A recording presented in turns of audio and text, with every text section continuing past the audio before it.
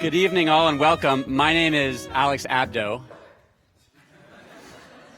and I'm the litigation director at the Knight First Amendment Institute here at Columbia University, and I'm delighted to welcome you all here for what I'm sure will be a riveting conversation with Edward Snowden, who we're told will be appearing by video from Moscow momentarily on the screen. We're especially excited to have so many here from the Columbia University community. For those who couldn't come, we'll be videotaping the event and releasing it on our website a little bit later this week. Before we begin, I want to tell you just a little bit about why the Knight Institute is sponsoring this conversation. For those of you who don't know, the Knight Institute is a relatively new organization here at Columbia University. We were founded 3 years ago with the mission of defending free speech in the digital age, and we do that through strategic litigation, through research and public education. And our work to date has focused on free speech on social media, structural impediments to governmental transparency, and the relationship between free speech and privacy. Edward Snowden's decision 6 years ago now to give journalists a trove of documents relating to surveillance being conducted by the National Security Agency raises a number of weighty free speech questions. What's the proper scope of government secrecy? How should a democracy ensure that the public has the information it needs to hold those in power to account? When, if ever, should we rely on whistleblowers to inform the public about governmental abuses? And what is the appropriate breadth of the government surveillance power? It's worth highlighting that although that last question about government surveillance is usually thought of as a question about privacy, it's also a question about free speech, because privacy is a precondition to free speech, to free inquiry, association, and dissent. In other words, pervasive surveillance is a threat to privacy, but also to free speech. And this is where Edward Snowden, a former intelligence agency employee and contractor, fits in. In June 2013, he provided journalists with documents showing that the NSA had deployed massive systems of surveillance inside the United States and around the world, and also that the agency had embraced an agenda of mass surveillance, sweeping in vast quantities of information without individualized suspicion to populate databases the government would then comb through using sophisticated search engines. In the years since these disclosures, democracies around the world have grappled with the question of how much surveillance open societies can tolerate. And in particular, how do we balance the government's need to conduct surveillance in the national interest with the risk that powerful surveillance tools may undermine the very democratic values and processes the surveillance is meant to serve? Tonight, we'll continue that discussion and many of the other ones raised by Edward Snowden's decision in 2013. And we're especially excited to be joined in conversation by Amy Davidson Sorkin. Ms. Sorkin is a staff writer at The New Yorker, and as anyone who reads her work knows, she is a thoughtful, principled, and distinctive commentator on issues relating to national security and civil liberties. If you don't know her work, I encourage you to read it. And I want to give special thanks to Ben Weisner, who is the director of the ACLU's Speech, Privacy, and Technology Project, where I used to work, actually. He represents Edward Snowden, and tonight's conversation would not have been possible without him, so thank you, Ben. I'll now turn it over to Jameel Jaffer, who is the executive director of the Knight Institute, and he'll kick off the conversation. Thank you.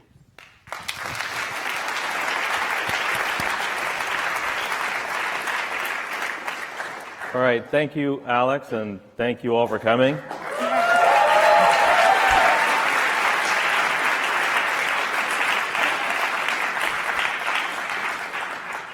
Hi, Ed. Good to be with you. Thanks for being with us. Great to see you again. We have a good crowd here, a lot of people from the Columbia community. We're going to save a lot of time at the end for questions, but I think Amy and I are going to start off asking you some questions, if that's all right. And sure. Let me start by just asking you, we have you here obviously on the screen, but where are you and why are you there?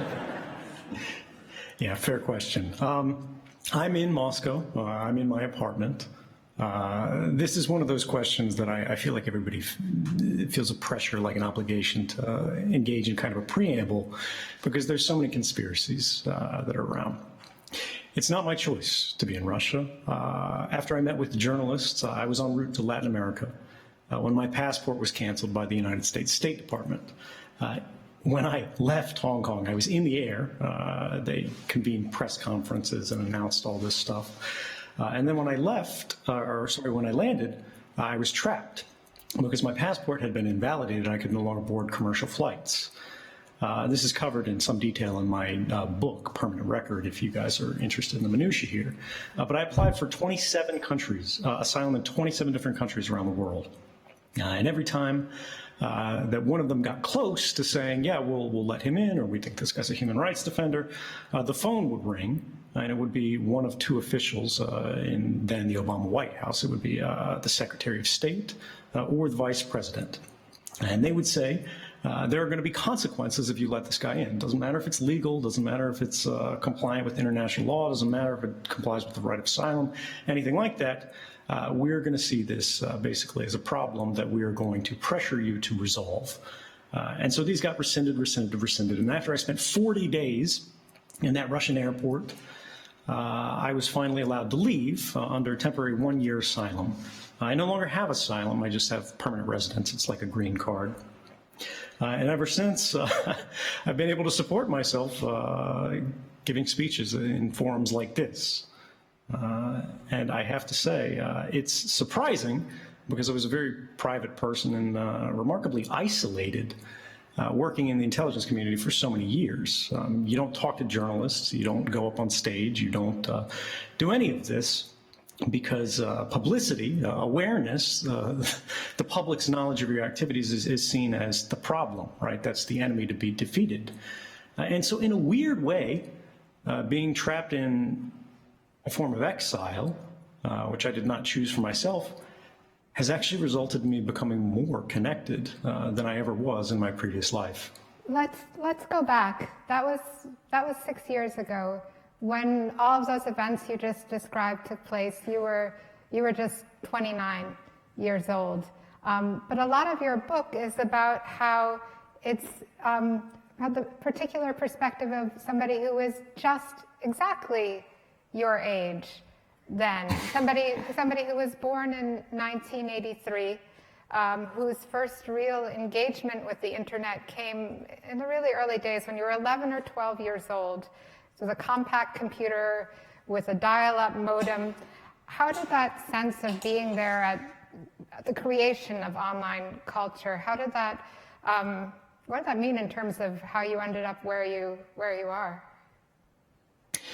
Well, I think when we look at, I don't really see a link between how I grew up and how I ended up, more so than the chain of decisions that led me to saying, somebody needs to know about this, and we'll get to that later. But I think the basic premise of the question gets to this idea that we always feel a sense of ownership for the places we grow up in. You guys are in college. A lot of you maybe didn't grow up right around here. And so when you talk about things, you say, my town, my city, or my street, my home, my whatever. It's ours. We were there. We helped build it. We had a sense of belonging. And for me, this was in a real way, the internet. I didn't lay down the first brick, right? I didn't invent it. I was a child. But it was a very crude system at the time. It was difficult to use. It was, in fact, painful to use, even to get connected. But when you are there, when you see it change, when you see, as it were, the buildings go up, and you remember what it was like before they were there. What was it like? Tell us. It was a community, right? And by that, I mean, people talk about the online community today, and it's almost a misnomer. Everything that happens on the internet today is warfare, right? It's opposition, this against the other, all against all. But then the only people who were on the internet were the ones who very badly wanted to be there, because it was difficult, because it was expensive, because it required a certain level of privilege, honestly, to have access to the devices that would let you do this. And so it was largely self-selected groups that tried to create something new, and there was a natural sense of fraternity because you had all chosen to be there. You didn't need to be there like you do now. Right? If you don't have an email account, you can't sign up for anything. If you don't have a phone number, you can't register for anything. How do you get a job today? How do you apply for these things without connecting to this system? Well, back then, right, none of that was there. And so there was this idea that the space was cooperative and creative. And what I saw, what I witnessed over the span of many years and the collapse of the dot-com boom and what came after it, was that space was really transformed. It was mutated from that cooperative and creative to a commercial and competitive space where when they saw people didn't want to buy, stupid pet toys and things like that en masse, with every little product having its own little site and, taking all this VC capital, they realized, what if we didn't have to sell things, but we sold people?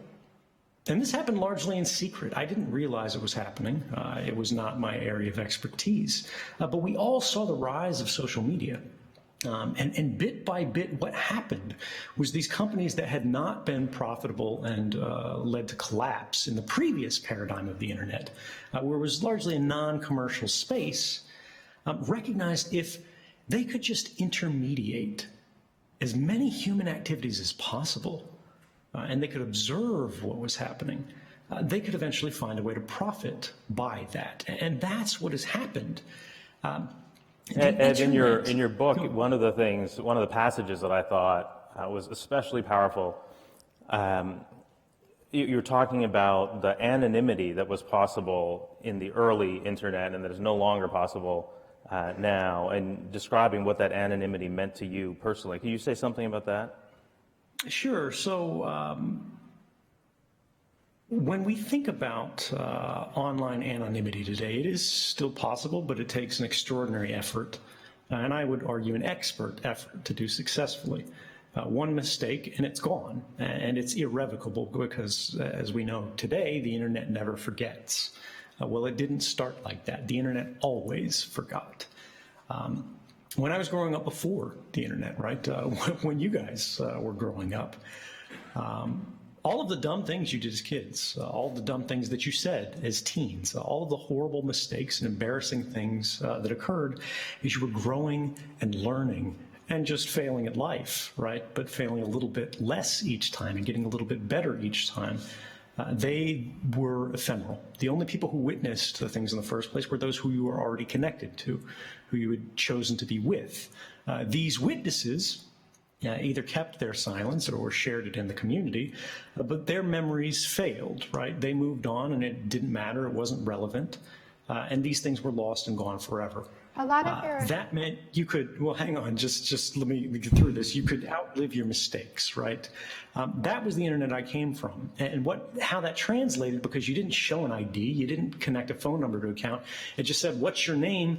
And you typed anything in the box. People would have different names every day, right? They would argue against themselves from the day prior, right? If you did something terrible, if you said something horrifically offensive, you didn't have to commit yourself to that mistake, to that bad decision, because if you didn't defend it, you would be ostracized from the community and, persona non grata forever. We don't have that today. We lose our ability to forgive because we lose our ability to forget. And as a result, we have these tribes entering increasingly partisan positions because they know they can't walk away from the stupid thing that they said. That's not associated to Squeaker 993, it's associated to your true name on your Facebook account that has your face on it, that has your institutional affiliations connected to it, that has your future connected to it. And I would say that's not what progress looks like. And when we look on the macro scale, what's happened to society as a result, I would not say that the loss of all anonymity has been a positive outcome. You came from a particular place and family. Your family had generations of connections to the military. You enlisted after 9/11. Why? And what does that decision say about who you were then? Yeah, I think a lot of people in the audience, particularly if they're younger than me, but even if they're not, they hear that I signed up for the military after 9/11 when we're going in the run-up to the Iraq War, right? We're talking 2004 here. They lean back and they go, ooh. And they're right to do so, because the reality was I was unskeptical, and I was part of the problem. I was representative of the class, of the type of person who comprises support for every war that the government has ever waged that was unjustified.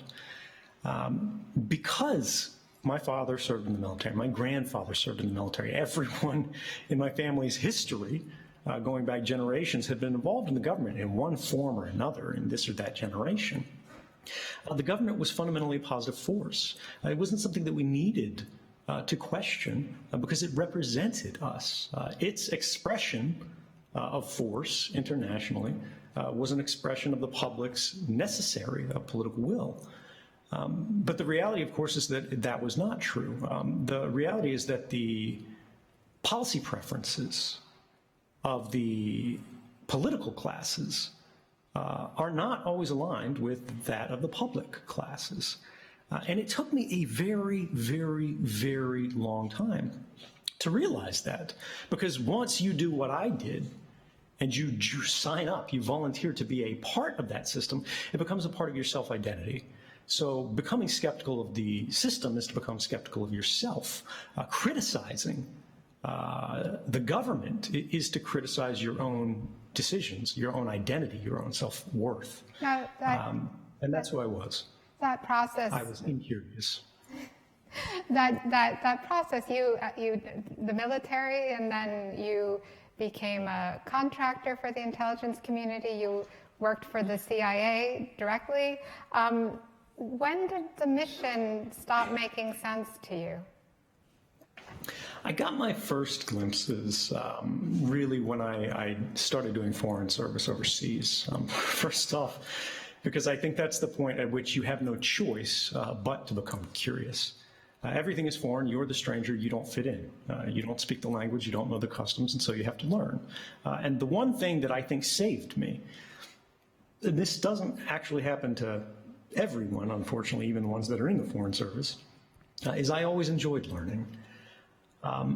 So I asked a lot of questions, right?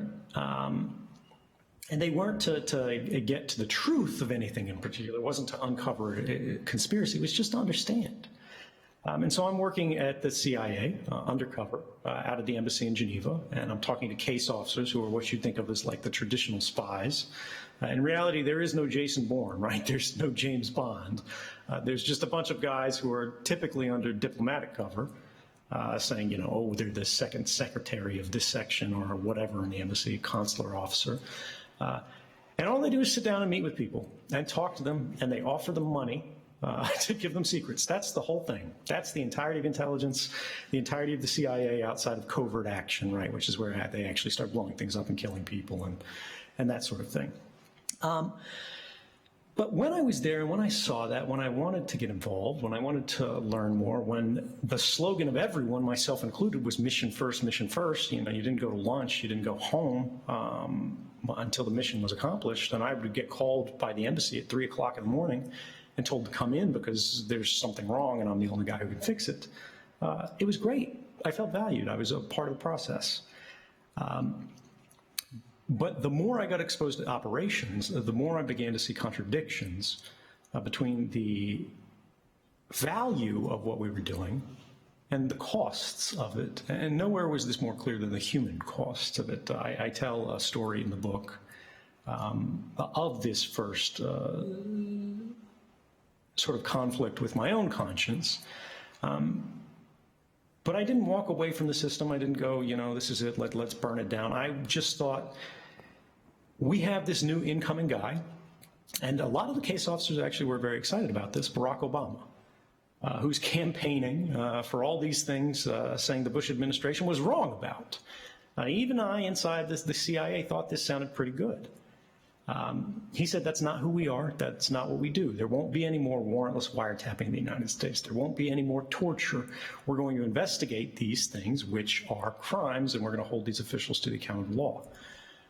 The sad reality is none of that happened under the presidency. We ended programs in the context of torture, but we didn't end indefinite detention. The same people that were at Guantanamo are still in Guantanamo. The practice of things like extraordinary rendition and extrajudicial killing, in fact, expanded, even affecting American citizens, now without the involvement of any court. And the surveillance program specifically, which I didn't know very much about while I was at the CIA, I began to understand a great deal about when I moved to the NSA. And I realized that that White House expanded them rather than restricted them. And is it fair to say that what you learned about the mass surveillance program was something that you experienced as a betrayal? This is something where it didn't strike me so much as a personal betrayal as a betrayal of society. I think I probably felt it in a much more personal way that I couldn't with these other policies, right? Because they're only affecting this and that foreigner. They're only, we're supposed to only be targeting terrorists and so on and so forth. But once I realized the system of mass surveillance was preying not just on foreigners, as parochial as that is, right? The CIA, the NSA, does not recognize any constitutional rights. It hardly recognizes any human rights for people abroad, only American citizens. But then I saw it not only was victimizing people who were outside our country, but it also affected people domestically.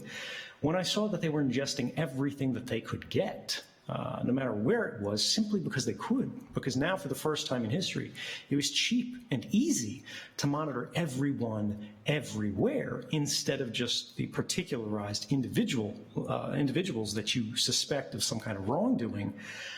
It started to make me think more not about a program, not about an agency, but about the system. And as a technologist, this is, I think, what really put me on the grounding to think about this stuff. This wasn't about Obama. It wasn't about this White House. It wasn't about that White House. It wasn't about this agency or that agency. It was about what was happening behind closed doors that took a system that I believed in, which was the Constitution of the United States. Ed, can we just talk about that system? So the programs that you're describing, they were reviewed by multiple executive branch agencies. They were reviewed by Congress, or at least the intelligence committees. They were reviewed by the Foreign Intelligence Surveillance Court. Why didn't that satisfy you? Oh, that's a great question. And one I think you actually already understand the answers to quite well. The reality is that the executive branches, some executive branch agencies did know about it. Very few in these agencies knew about them. The ones who did were largely the most senior, and I would argue as a result of that and the way the system works, corrupted members of these branches, because they were the ones who could be made complicit and culpable in unlawful or immoral forms of misconduct, right? Without telling someone about it. Now, a lot of people are going to go skeptically, well, hang on, what does that mean? Well, here's the reality. I discovered, and this was much later, this is told in great detail in the book for people who want to understand it, that in that sort of original sin program, the Bush era warrantless wiretapping program, the White House began these programs without the involvement of Congress. The White House began these programs without the involvement of the courts. And then bit by bit, piece by piece, they would identify selective members and bring them into the conspiracy one by one, right? And this would be, for example, in the context of Congress. We've got 535 members who we all elect to represent us collectively. They represent our judgment for this state, for that state. Instead of telling 535 members of Congress, they told 8. And these are called the Gang of 8, right? You've got the ranking and minority members of the House and the Senate, ranking minority members of each of the intelligence committees. That's it, right? Even if you sit on the intelligence committee, if you weren't the most senior member of each party for that committee, you had no idea this was going on until then, much later. And at each step of the process, each step of delay, right, And they're able to backstop this by going, well, this person went along with it, and this person went along with it, and this person went along with it, so why didn't you go along with it? And this is what actually got to me in the end, because you talk about courts, right? And they say multiple courts approved this. Well, in fact, no standard court, open court, where we have an adversarial process, approved this. Instead, we had the Foreign Intelligence Surveillance Court approve this. This is a Back up closed and court. tell us what this is. This is the thing that they approved. When we say mass surveillance, what is that? That's such an abstract phrase. What does that really mean to people in this room, in their lives? How are they being surveyed? Okay, so when you think about there's a couple ways we can go about this. We can talk about the things that were revealed in 2013, but let's start just with the concept, right? What is mass surveillance? Traditionally, whether you're talking law enforcement, whether you're talking intelligence collection, they focused on a very narrow and select group of targets, right, that they focused their efforts on. So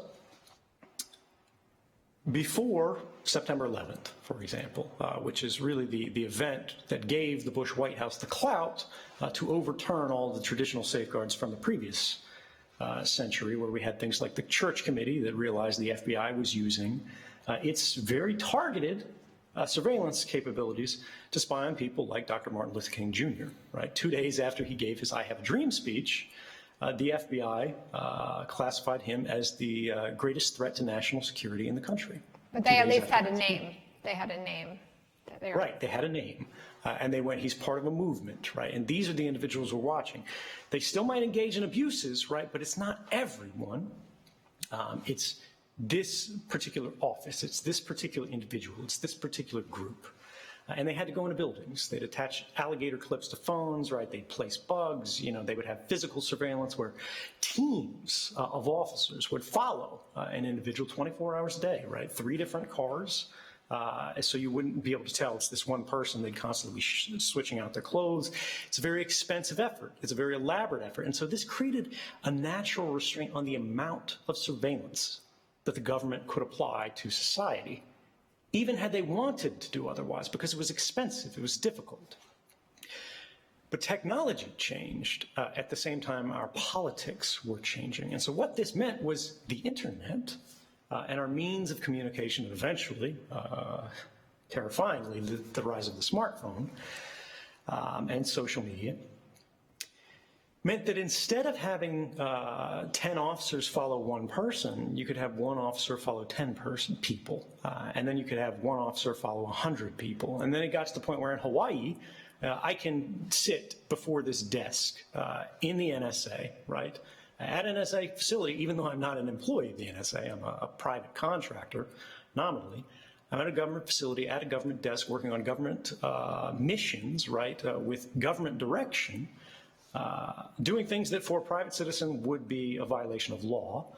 And yet, I can simply type in all these queries and track all of these devices. I can pull any email, I can look at any phone number, because the system already has them ingested, right? Now, there are policy restrictions on who you are supposed to use these powers against, and this is how the government argues this is proper. They go, yes, we ingest the communications of everyone and everywhere that we can within the limits of our raw technical authority, but then we'll impose these policy restrictions on how they're applied, right? These are the bones of mass surveillance. This go, instead of identifying an individual and then basically creating the infrastructure to monitor that individual, or going to the phone company and saying we need all the records on this individual, they began prospectively intercepting the communications of everyone, simply because they could. It was cheaper and easier to store everything, to collect it all, as they say, and then sift through it later. Now this, I would argue, was fundamentally a redefinition of our constitutional rights. It was a redefinition of what we would have suspected and any reasonable person would have believed the government was allowed to do and what they were prohibited from doing. And the only people who reviewed this program that I'm aware of, and Jameel, feel free to jump in to correct me on any facts here, was that Foreign Intelligence Court and the Office of Legal Counsel in the White House, right? Now, the judges in the Foreign Intelligence Surveillance Court are all appointed by the same individual, the Chief Justice of the Supreme Court. And so what happens is you have a system that affects all of us, not just a technical system, not just a policy system, but a structure of power that is entirely controlled in secret, that the public has no ability to understand what's going on. They have no ability to meaningfully express their opinion one way or the other, and it is redefining the boundaries of the Constitution and really our national processes broadly. And we weren't asked if this was okay. We weren't granted a vote. And if you talked about this and you were in government, the government would argue it was a felony. I think that showed a kind of fragility, a kind of brittleness to our system that was actually far more important than the matter of surveillance itself. Ed, that's I think a very helpful explanation of these two systems, an individualized surveillance system versus a mass surveillance system. Can we talk a little bit about how all this information came to light, how we know what we know now? In your book, you note that people tend to use the words leaker and whistleblower interchangeably, but you think of yourself as a whistleblower. Can you explain why that is? Yeah, so there's the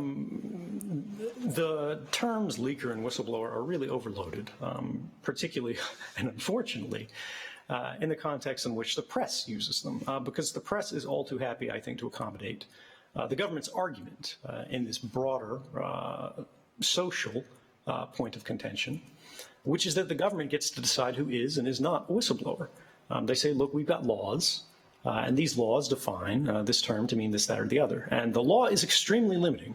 The law basically says a whistleblower is someone who reveals waste, fraud, and abuse of a particular point in an agency or government. It's largely designed to handle things like your supervisor is embezzling or somebody's stealing office supplies or there's a kind of sexual harassment or some kind of discrimination. And it does handle those kind of things reasonably well, or at least we would like to believe that it does. I haven't heard an enormous amount of complaints about that. But if it's something structural, if it's something larger, if it is the system itself that is problematic, if it is the policy itself that is problematic, that's where the system fails. Now, I would argue that the law cannot tell us what's right and wrong. It can only tell us what is legal and illegal. And because of this, I see a contention between what a whistleblower actually is, or rather a friction between what a whistleblower actually is, in the common understanding and what the government believes it is. The government believes that whistleblower is sort of blessed by the government because they go through a process and because the government controls every part of this process. And the government gets to determine the outcome of that process, and that makes the government very comfortable. Well, what kind of channels were available to you that the government made available to you? And did you tell anybody in the office about what you thought was going wrong, what might be against the law, what might be unconstitutional?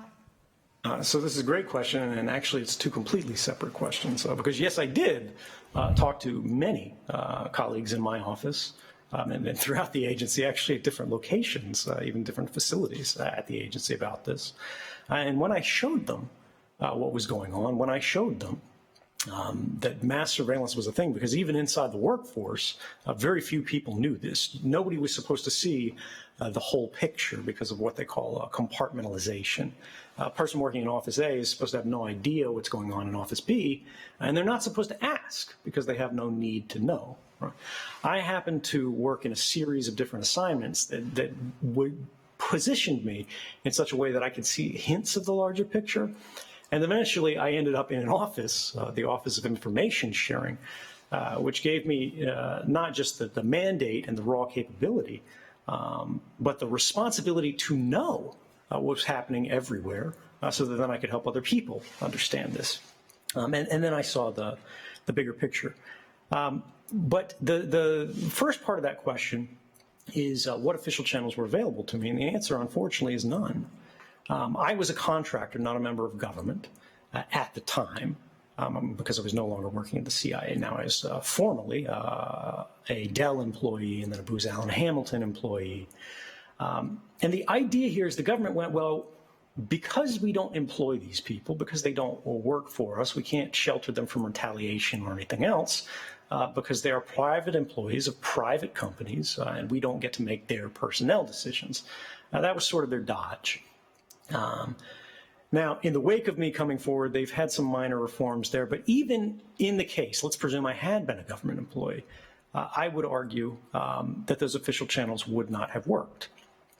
And the reason for this is they require you to report the wrongdoing to the people who are most responsible for that wrongdoing.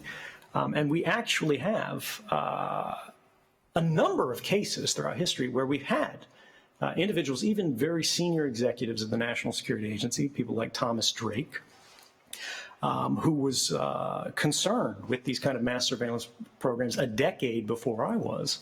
And he went to the Office of General Counsel at the NSA, right, their legal office, and reported his concerns. He went to the DOD's Inspector General. He went to the Congressional Intelligence Committees. And in the end of this whole process, he was charged with precisely the same crimes that I was. And the thing is, when you are reporting to these people who are implicated, they're complicit in some kind of wrongdoing, a concern that what they're engaged in, that these policies themselves are unlawful or improper, they find ways to ignore it. And I want to say we actually have the Deputy General Counsel from the NSA on the record about this case of Thomas Drake, and it looked something like this. If he came to me, someone who was not read into the program, and told me that we were running amok, essentially, and violating the Constitution, there's no doubt in my mind I would have told him, you know, go talk to your management. Don't bother me with this. I mean, you know, the minute he said, if he did say, you're using this to violate the Constitution, I mean, I probably would have stopped the conversation at that point, quite frankly. So, I mean, if that's what he said, then anything after that I probably wasn't listening to anyway. Ladies and gentlemen, the National Security Agency's Office of General Counsel. But, you know, this kind of thing happened even in my case. The Inspector General for the NSA said the main problem, if I had gone to him, that he would have corrected was not the unlawful nature of these programs, which at the time, it's important to understand, you know, they considered a mere allegation, but now in 2019, we have actually had courts affirm that these programs were unlawful. Even Barack Obama, who initially defended these programs, later conceded they were no longer justifiable. And the Inspector General said basically, well, let me quickly ask you about that, because we were going to ask about, you know, the Barack Obama. He said, you know, you brought a lot of important things to life, but he, you know, he also said that the problem for him was that if everybody made their own decisions about these issues, then it would be hard to have an organized government or any kind of national security system. Is there a middle ground between a system in which the national security agencies have the last word and a system in which a contractor or gets to decide what the public has the right to know? Well, it's a great question. There's a lot of ways of looking at this. One of them is the context of legal liability, right? And this is the idea that, let's say there are no whistleblower protection laws, but when you do what I did, or what Thomas Drake did, or what Chelsea Manning did, or what Reality Winner did, or what Daniel Hale did, or what Daniel Ellsberg did, and you reveal something that you honestly believe is in the public interest to know, you provide this to journalists. Journalists go through it, they assess it, they publish it, whatever. And then the government disagrees. They say that was dangerous, that was classified, that was risky, it jeopardizes, as you say, the government's policy-making prerogatives. They arrest you, they charge you with a crime, they bring you before a jury, and you argue to the jury why you did what you did. And the jury then, standing in for the public broadly, right, assesses the evidence from the government and the evidence from the defense. And they consider the question of, did this do more good than harm? Should this person be thrown in jail for the rest of their life, or, you know, whatever extraordinary terms we see? Chelsea Manning got a 35-year sentence. Reality Winner, who revealed information, a single document, in fact, about the NSA's assessment the Russians were targeting the American electoral infrastructure. She got 5 years for that, for one document, right? But the law as it is today, the law that the administration of Barack Obama and this White House and the Bush White House and every White House does not want to change, explicitly prohibits that process. It is what's called a strict liability crime they charge you under, the Espionage Act, which means you are not allowed to tell the jury why you did what you did. The jury is not allowed to consider your motivations. The jury is not allowed to consider the outcomes. The jury is only allowed to consider the question of, was the law violated, and not the question of, was it justified? If you could make that argument to a court, so if the law were changed now to permit you to make that argument to a court, would you come back to the United States and face trial? I would. In fact, that has been my only demand, and we have Ben Weisner in the room who can affirm this to members of the audience if you talk to him later. For years, right, when there were sort of quiet contact to talk about how do we resolve this, I said, look, if you guys want to bring me back, if you want me to face the music, let's pick the song. Let's make it so whistleblowers, or alleged whistleblowers, however you want to consider it, get to have the jury consider this question. And if that's the case, if whistleblowers can make a public interest defense against the Espionage Act, I'll be there tomorrow. And the government responded instead with a letter from then Attorney General Eric Holder saying, well, we promise we won't torture you. So I'd say negotiations are ongoing. How do you think the reaction to your revelations would have differed if Trump had already become president? I think there would be statues of me, and I'd be carried down the street right now, you know, on people's shoulders. There'd be ticker tape raining down.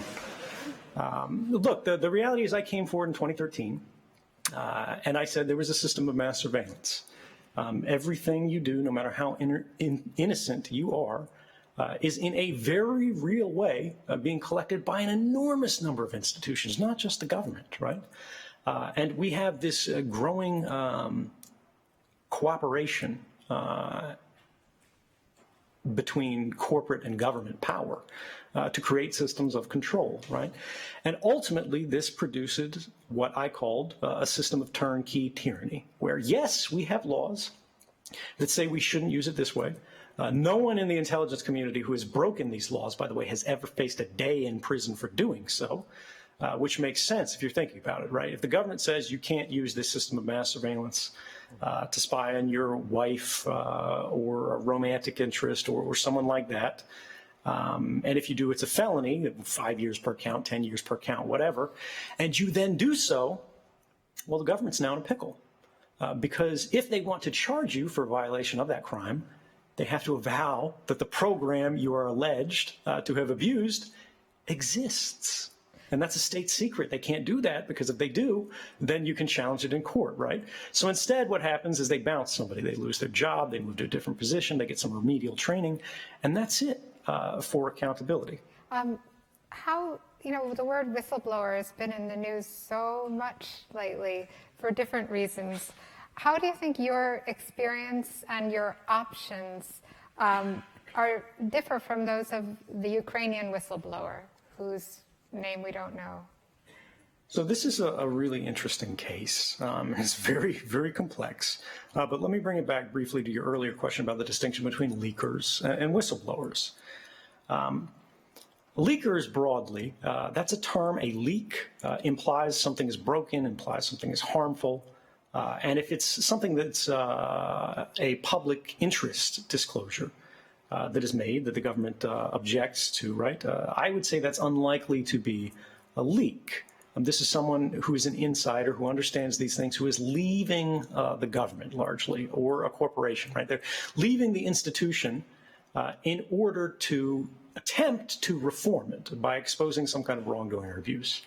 A leaker, by contrast, is someone who stays in place in an organization whose disclosures actually, in the cases I argue, benefit the government, right? These are what we think of as authorized disclosures. They may formally be unauthorized, but they're not investigated, they're not punished, right? This is things like where the government is going, ooh, we're suffering on numbers here, or we're having difficulty getting this program renewed, so let's call the New York Times and tell them details about this terrorist threat. The Al-Qaeda conference call of doom, for example, is a famous case, where in the New York Times they had extraordinarily classified information that said, look, the NSA was listening to conference calls between Ayman al-Zawahiri, Al-Qaeda's then, I think, actually #1 instead of #2, and all of his regional heads, right? We were on that call. We were listening to it. We had them. We got them. And so we're shutting down embassies as a result. And these kind of things where we cause long-term harm to intelligence collection, right, to, shall we say, public safety for a policy benefit, I would argue that is leaking, whereas whistleblowing is something different. And this is where we get in the context of the Ukrainian case, which is quite interesting because whistleblowers traditionally are not able to survive in the institution because official channels have not worked in the past. The intelligence community has become very sensitive to the argument that official channels do not work, that there are no meaningful protections there. And so they've been looking for years and years for a case where they can actually show this does work and it does lead to reform. We haven't had one so far, and I would argue even in this case, it doesn't represent one for this reason. When we first heard of the case of the Ukrainian whistleblower, the IC and the White House were successfully withholding the complaint from Congress.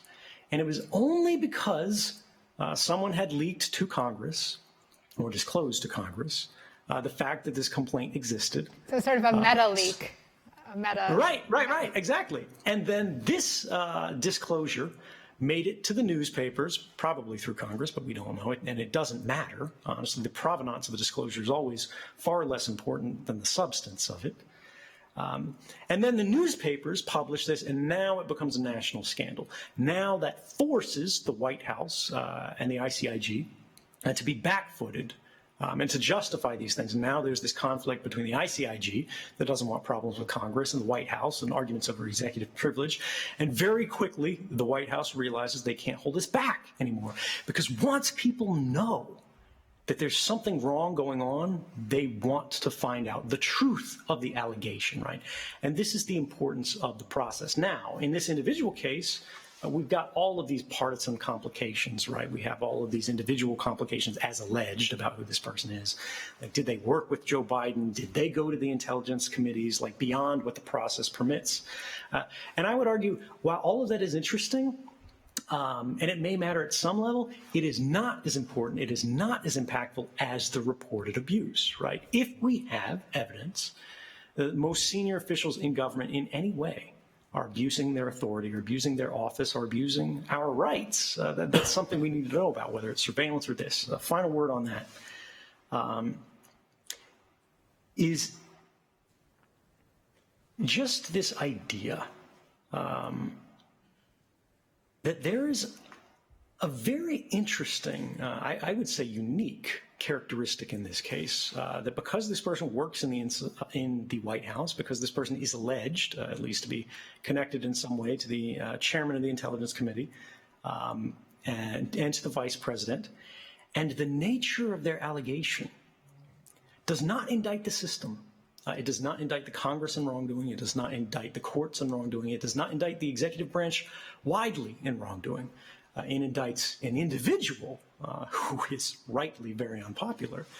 I think this may be the first case that we have where the process actually works. And I think that would be a tremendously positive advance, regardless of the complications. Let me ask you about something you mentioned sort of in passing earlier. It's a two-part question about how you actually made this information public. So you didn't actually disclose anything to the public directly. Instead, you went to some journalists and you gave them access to documents with the idea that they would go through those documents themselves and make their own judgments about what should be made public. So I guess I'd like to know, why did you decide to go that route? Why did you decide to go to the journalists you went to? This is actually a three-part question. And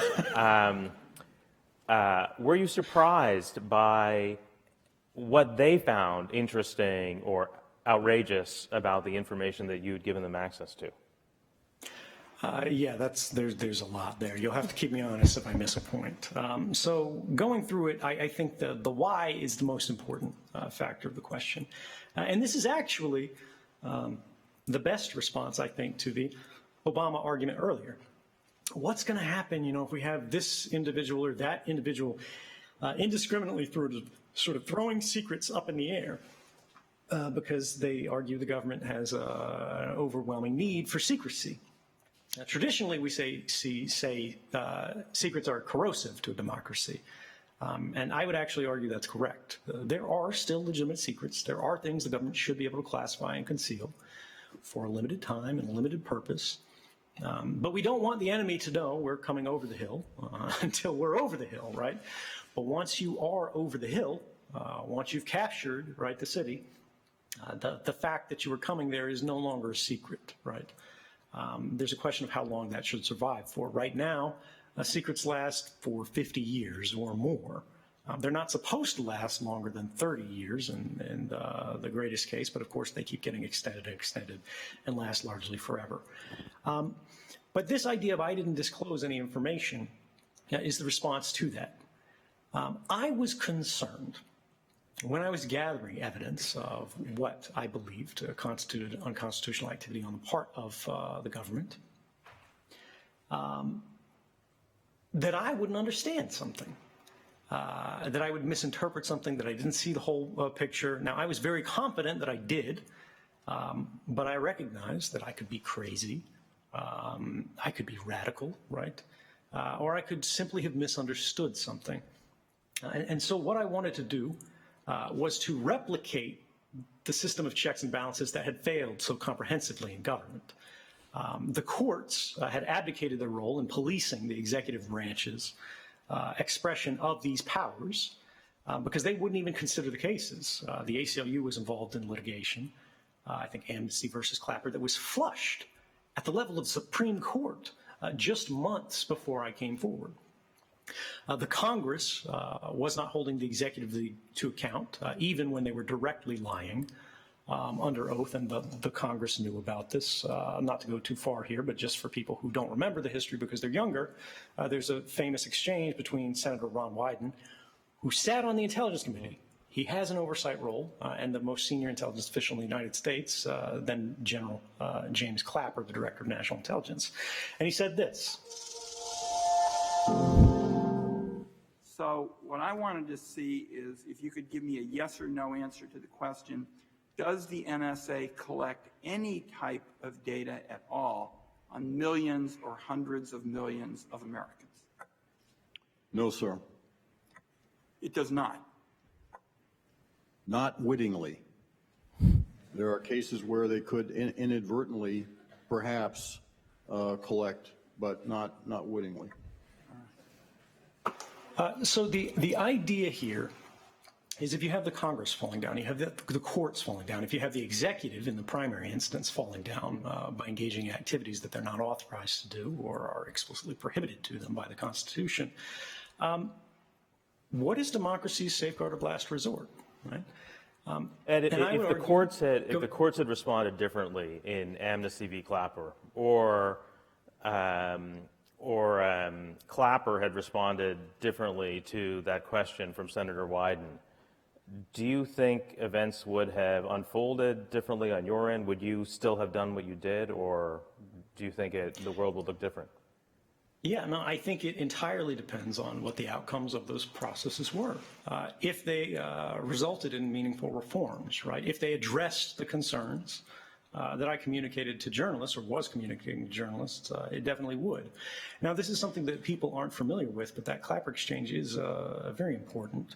So all you had left was the press. Right.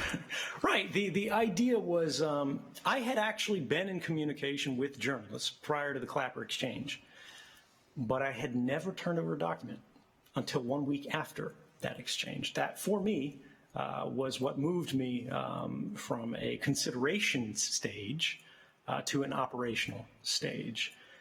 Because I started thinking, well, how do we arrest the decline? What is the response to this?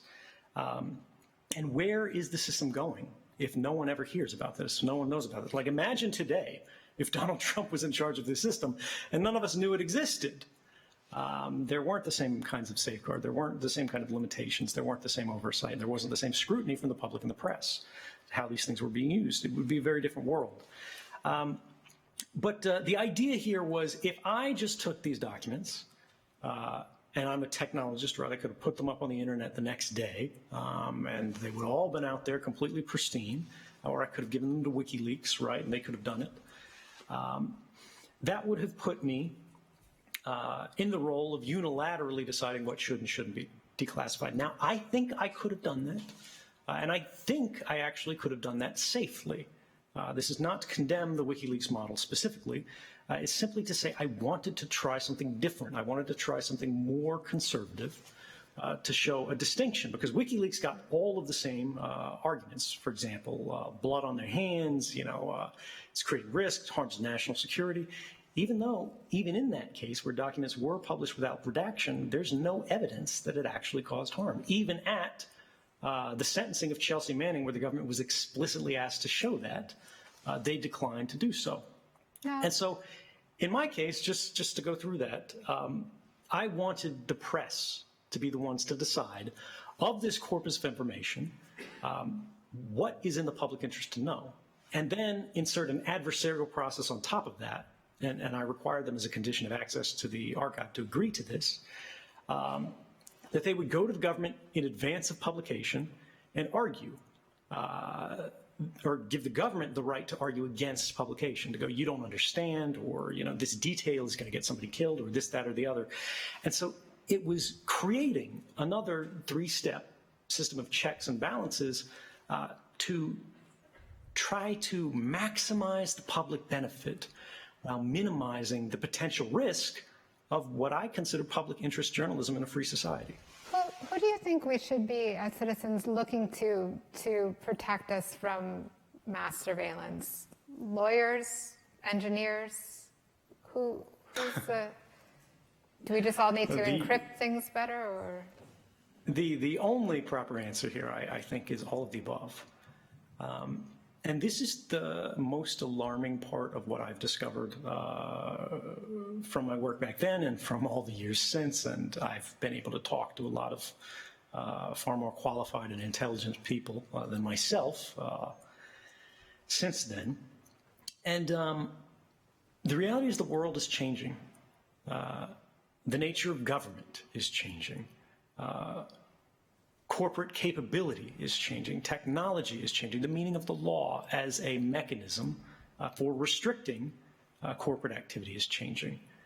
And in the context of all of this, to go, technology is going to save us, to go, law is going to save us, to go, a new president, an election is going to save us, I think is too pat.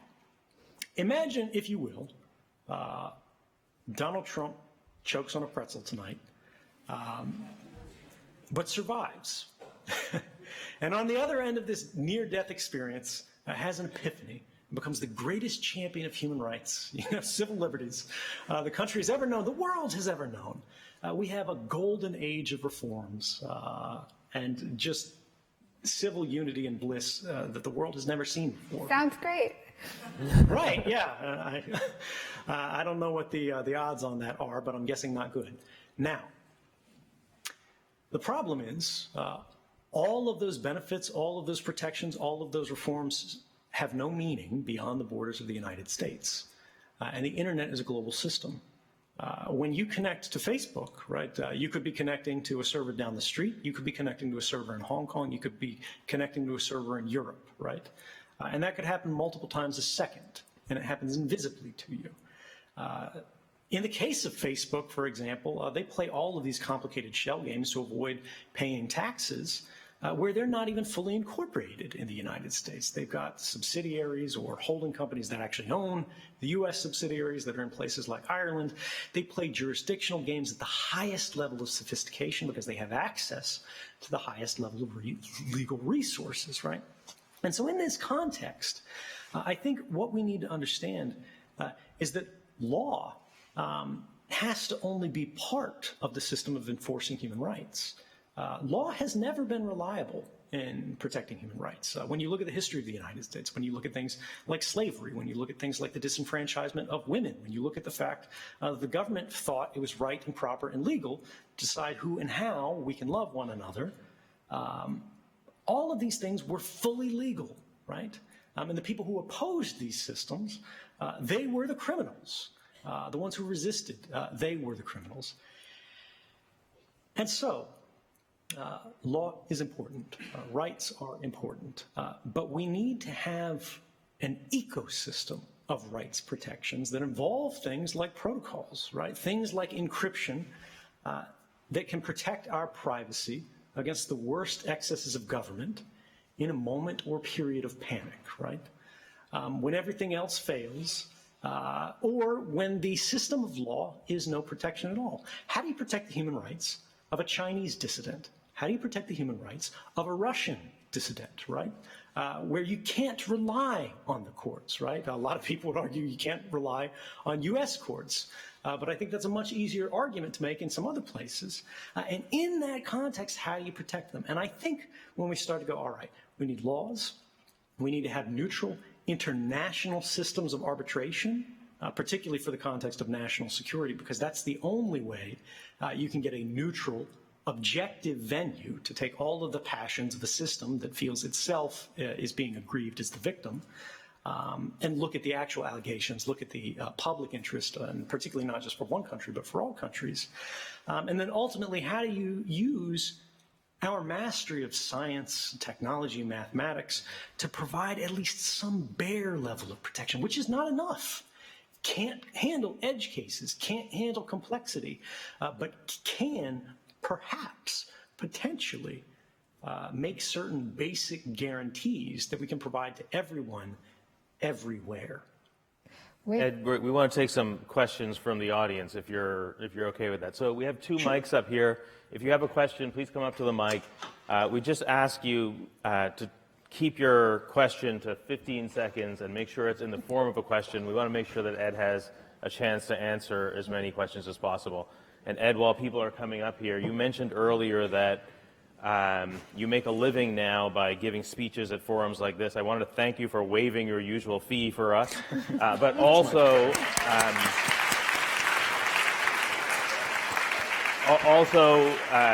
mention here, there's no quid pro quo involved here, but just mention that Ed's book is available for sale in the lobby for anybody who would like it. Okay, let's start with the mic over here. We'll alternate. Hello. Hi, Mr. Snowden. Pleasure to meet you. So I had a quick question after listening to your conversation with Joe Rogan on his podcast. There was a portion at the end that really struck me. And to paraphrase it, hopefully not poorly, you said something along the lines of, I had to decide if I was able and willing to set my entire life on fire. And for a long time, I was disappointed to find that the answer to that question was no. I was wondering if you could detail what it was like up until you made the decision to act on this information. And I guess if there was like a critical moment that caused that shift. Ed, I'm not sure you can see this, but there are 20 people at the mics here, so just and we have about 20 minutes, okay? Yeah. The best answer I can give is that it was isolating. The things that I showed you earlier about the Inspector General, about the General Counsel, right? Those particular quotes were available after 2013, when suddenly this became a matter of public discussion. And we had people like, I think there's a lot of journalism students in the audience, people like you, who were actually demanding these government officials answer those questions. But even in the absence of that, there was no one in the United States intelligence community who did not understand the system of whistleblower protection, or that is to say, the absence of a system of whistleblower protection. We all knew the case of Thomas Drake, which was actually very active. He was charged, I think, with 10 different counts when I was going through this kind of thinking. We all saw Chelsea Manning, who was headed towards trial and was at the time being held in conditions that the United Nations said constituted torture. And it's this kind of message that makes you think, all right, I have these strong feelings. I have this level of certainty. I have a belief that what I am doing is wrong. The system to which I have attributed my labor is engaged in an ongoing process of injustice. And what's going to happen as a result of that? And you leave the question to hang there. You think about it for a minute, and it sort of shuts you down. And you move on, and you go home, and you watch your shows. You go back to the people that you love. And you put your head down, and you try to forget it, because that's all you can do. Because if you have to answer that question, and you think about the way things are going to get worse, not just for you and the world that you believe in, for me, what I believed the internet was capable of providing for society and what it was being corrupted into, and the future for that family that you're going home to, for everyone else who didn't enjoy the level of privilege that people like myself enjoyed, right? If you work at the NSA, these systems are never going to be leveled against you. If you work in the White House, if you're in the Congress, right, you shouldn't have to worry about these. Well, the CIA has spied on Congress a few times, even in recent history in the context of like the torture report. But they're not worried about going to jail. They're not worried about getting disappeared. They're worried about their politics being countered. The bottom line is, simply by virtue of being in a position to contribute to the position, to the system, you are sheltered from that system, and you go, this can be someone else's problem. And one of the darkest parts of human nature is that for a while I allowed myself to let that be someone else's problem. I was waiting for a hero. I was waiting for somebody else to do this. I was waiting for Ron Wyden. I was waiting for an ACLU to win a case. I was waiting for a journalist to crack open the story, right, with someone else as the source. But eventually I realized that the person that we're waiting for is us. There are no heroes, there are only heroic decisions. And we are never more than one decision away from taking a chance to make the world better. But if we don't risk anything, we will never achieve anything, because it's not enough to believe in something. You have to stand for something if you want to make a difference. Thank you.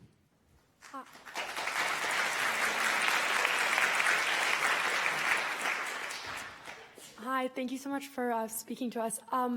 I feel like the defining failure of the internet during the Obama era was exactly what you revealed, the mass surveillance, and then sort of moving forward to the Trump era, it almost seems like one of the defining issues, or at least the failures that's most talked about in the media, is the inability to sort of regulate hate speech and the alt-right, and perhaps the ways in which that might have contributed to the current president's election. So I was wondering if you see a connection between those two things. Are they both sort of integral to how the internet was created and is used? Are they two unrelated issues? I was just wondering your thoughts on that. Thank you. It's a really interesting question. It's a complex one, and I'll have to be honest, I'm not the best qualified to answer it. But from my personal perspective, I think this all comes back to the inability of people under the current status quo to abandon bad takes, right? Who hasn't had a bad tweet, right? Who has said something dumb on the internet? But when you have to identify with that, and then someone else says something dumb, because it's a lot of common arguments, a lot of dumb arguments, a lot of bad ideas are common. In many cases, what seems like the obvious idea on first glance, maybe even a popular idea, is bad, but it takes some reflection to determine that. And when so many people have made those mistakes, and so many people have had their eyebrows singed off for that mistake, they start to form a community of mutual self-support, right? It's almost like a military pact to defend the bad take community. And then that community begins to grow, and then they begin to self-radicalize, right? They sharpen their arguments against each other, and then they begin to spread them, and then it becomes a movement. And this is one of the interesting things I think that is difficult to evaluate. Again, I could be completely wrong on this, but I think if people had a chance to walk away from these things, if people had a chance to grow out of these things, just as I grew out of my younger politics, which were terrible, I think we would have a more civil society. And in the absence of that, we are actually going to see an escalating cycle of conflict that I am concerned as to how we will resolve. It could get really bad. Thank you. Go ahead. Hello. Thank you so much for speaking today. It's an incredible privilege to be able to ask you this question right now. So as someone whose adult political life has come up in the wake of 9/11 and your revelations, there's been a great impulse to try to fix the world from the outside of the system. That being said, I can't help but look at the practical realities of the incredible material, economic power and influence that the U.S. has to influence good in the world if that, power is used well. So what would you say to those of us who want to affect the world as effectively for altruistic reasons as we can from within the system, and yet see its incredible potential to do harm? It's a wonderful question. This is actually what I thought for a long time. And I think a lot of people, there's, good people in government. I don't want people to get the impression, I think, everybody who works at the CIA or the NSA is a villain. It's not the case. And in fact, in my experience, the closer to the working level you are, vice the policy level, the more connection you have to average people and the better your standard sense of morals. I hate to say that, but the higher up on the chain the people get, the more they seem self-selected towards, shall we say, generalized badness. Now, that's just an intelligence. I can't speak to broader government. But here's the big trap. What do you think the odds are that you are going to reform the system relative to the odds are that the system will reform you? This system has existed for decades, possibly centuries, depending on what branch or style of government service you're looking into joining, where they have taken young and idealistic people and they have transformed them into tools of actively harmful policies. Now, this is not to say that those people don't make progress over time. When you look at the history that we came from and the history we have today, we're in a dark time politically right now, and we have been, not just under this White House, but under the last two. There are a lot of people who would say, I don't know my history, and it's been the last 5. And then others would say it's the last 10, right? Maybe we are in a constant effort to leave behind the worst abuses of a given moment. And maybe that comes from people like you joining a government. But I would say, in my experience, the government never reforms itself. Power never admits anything without a demand, right? It is actually the work of people at places like the Knight Foundation, at the ACLU, at the Freedom of the Press Foundation, whether they're non-governmental organizations, whether they are academia, right? Or whether they're actually companies. Companies are in a bad place today, but when they can provide products and services that make people's lives better, they create capabilities that didn't exist before, some of which can simply be escape, right? Escape a jurisdiction, escape a company, escape into a world that's not allowed to people in their daily life, right? A safe space where they can be amongst people who understand them. There are so many potential opportunities for contribution. The one piece of advice that I will give you, that one essential caution, is write down what you believe in before you join one of these institutions so that you will never forget. Because the process of changing yourself, at the whims of an institution happens in degrees, right? You don't realize it's happened until you reflect back after 10 years, and then you have the regrets that I had. Thank you. Thank you. Thank you, Mr. Snowden, for being here today with us. You mentioned that, and I think that this question also applies to the dialogue that we were, what you were just saying, which is, and you mentioned that to criticize the institutions you were part of intrinsically meant to criticize yourself, in part via your participation in those institutions. And I was wondering what other responses to this criticism, and in a way like transitivity of culpability, you saw by colleagues at your level and above in your time being involved with our security and intelligence agencies, and how you think this conversation may be playing out with workers and management of the system today. Ed, can we just, do you mind if we just group two questions together just so we get a few more people have a chance to Sure. ask? Okay. Sure. All right. Hello. Thank you for the wonderful talk, Mr. Snowden. My question was, earlier in your talk, you had mentioned that it was not just the government that had been involved in collecting information on its civilians, but also with several other institutions. So I was wondering if you could maybe kind of expand on that relationship, not only like what other institutions might be collecting information, but also like what that relationship might be like between these different institutions. Okay. I can take that one quickly before I take the previous one, because I noticed the first gentleman asking that question was actually holding a smartphone in his hand as he was answering the question. And so this is where we get into corporations, right? The reality is this, guys. If you were born after 1987, the AT&T has a record of every phone call that you ever made, if you were one of their customers or your calls crossed their networks.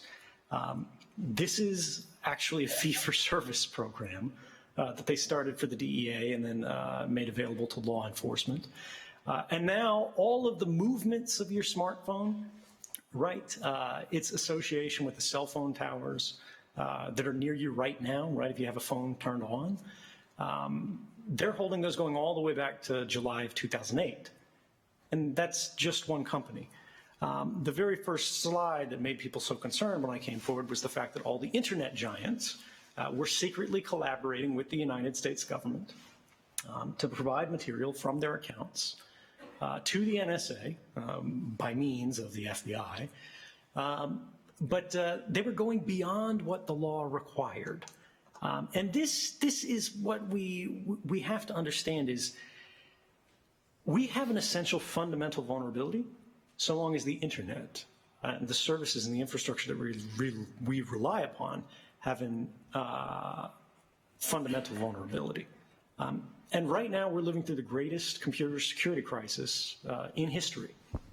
Everywhere you go, everything you do online, every site that you connect to, think about how your communication gets from your phone to Facebook, to Twitter, right, to the newspaper articles you read, to the political parties you contribute to, how you retrieve your email. It's not magic, guys. There has to be an origin and a destination for every communication, and it has to get from point A to point B. Even if that communication is encrypted, right, which means protected, it's no longer electronically naked. All the people in the middle of the path who intermediate that communication, who route that communication, can no longer photograph it. They can't see what's, underneath the clothing, what's inside the envelope, but they still see the envelope going from you to the people that you're talking to.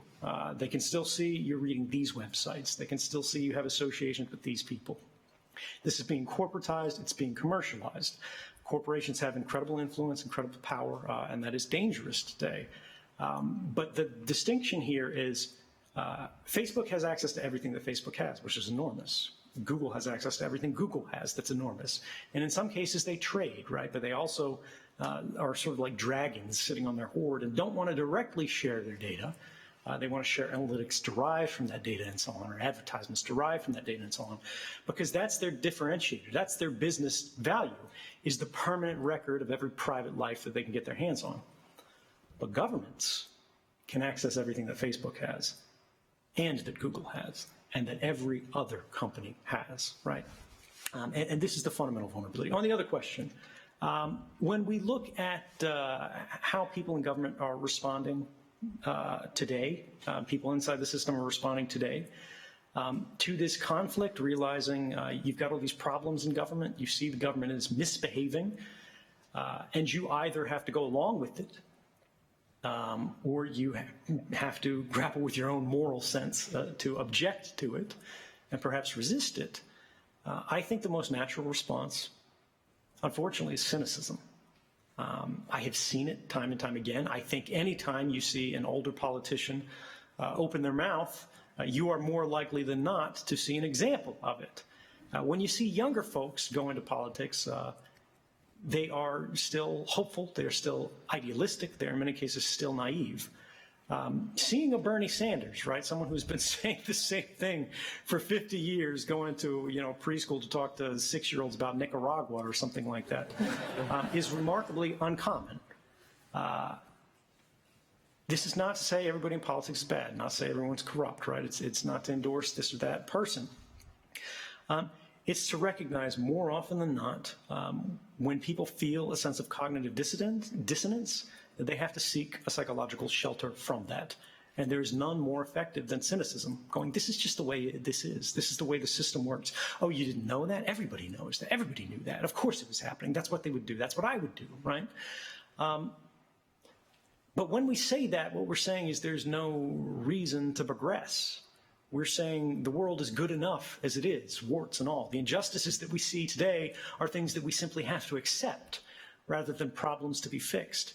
And I would say the fact that you guys are here, the fact that you showed up, the fact that you're listening, the fact that you care means despite the system and its cynicism, things will get better, and I believe it will be thanks to you. Which is why we want to get in a couple of more questions quickly. But so the really the shortest version of it, and we'll get a couple of them. Hello, Mr. Snowden. It's an extreme pleasure to meet you, at least in this forum. My question was maybe more pertaining to the, it seems as if we're on a brink of a new era. We're like having this like arms race when it comes to machine learning and who's going to develop the most, the most accurate human-like thinking system. And of course, in the development of those systems, a crucial role play large data sets that you sort of train your models on. And I think it is interesting to think how maybe the European Union right now imposing these, let's say at least the minimum sort of privacy laws and GDPR has essentially as sort of a superpower kind of deselected itself from pursuing this, arms race of getting the first or the best machine that simulates a human thinking. How would you balance those two, mass surveillance versus, potential advantage? Sure, I've got a good question. Can we get the other one? And then I'll answer them together. Thanks for coming or being here. Obviously, you have a stake in American politics. My question is, do you have a pick for the next president of the United States? And not Donald Trump is not an answer. Yeah, I'm not going to answer that because I think if I endorsed someone, it could be used against them, right? And I honestly think that this is always an individual thing, and we don't need endorsements. We don't need people to tell us what to think. We don't need people to tell us what to believe.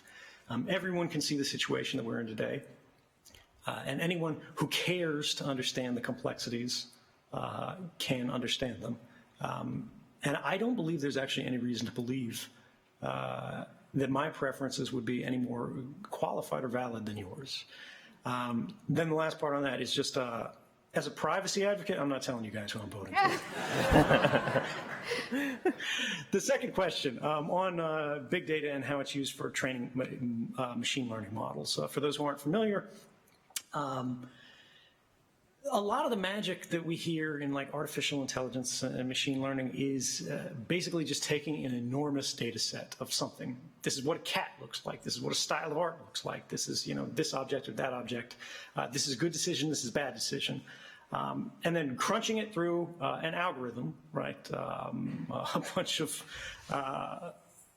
linear algebra, basically.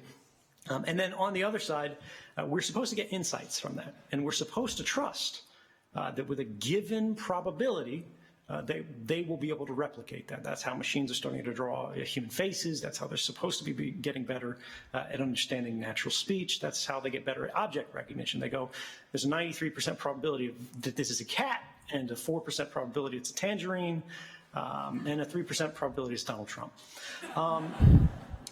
And then there is this question of, all right, with the big data, where does that come from?